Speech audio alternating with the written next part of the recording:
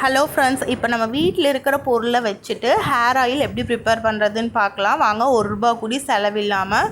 Okay, அதுக்கு first வந்து நான் வந்து கருவேப்பிலை எடுத்துருக்கிறேன். அதுக்கப்புறமா பார்த்தீங்கன்னா கற்பூரவள்ளி இலை, அடுத்தது கரிசலாங்கண்ணி கீரை, வெத்திலை, வேப்பிலை, அடுத்தது பார்த்தீங்க அப்படின்னா முருங்கைக்கீரை, மருதாணி தழை, செம்பருத்தி பூ, அடுத்தது வெங்காயம், பூண்டு, வெந்தயம், ஃப்ளக்ஸ் சீட்ஸ். இவ்வளோ தான் ஃப்ரெண்ட்ஸ் நான் இதுக்கு எடுத்துருக்கிறேன். நீங்கள் வேணும்னா செம்பருத்தி பூவோட இலைகளையும் போடலாம், அதுவும் நல்ல பவர் தான்.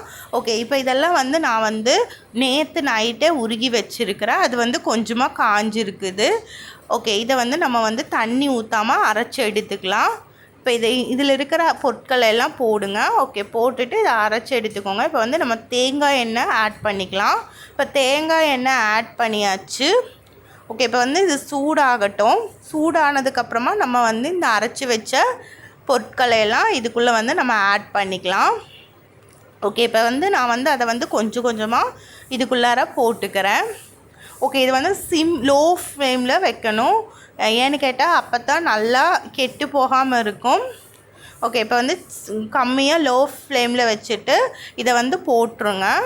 ஓகே, போட்டுட்டு இந்த பபுள்ஸ் எல்லாம் அடங்குற வரைக்கும் நல்லா காய்ச்சுங்க. ஓகே, பாருங்கள், இப்போ உங்களுக்கே தெரியும். இப்போ எண்ணெய் காய்ஞ்சிருச்சு. நான் சிம்மில் தான் வச்சுருக்கிறேன். ஓகே, இப்போ செம்பருத்தி பூவையும் நான் போட்டுக்கிறேன்.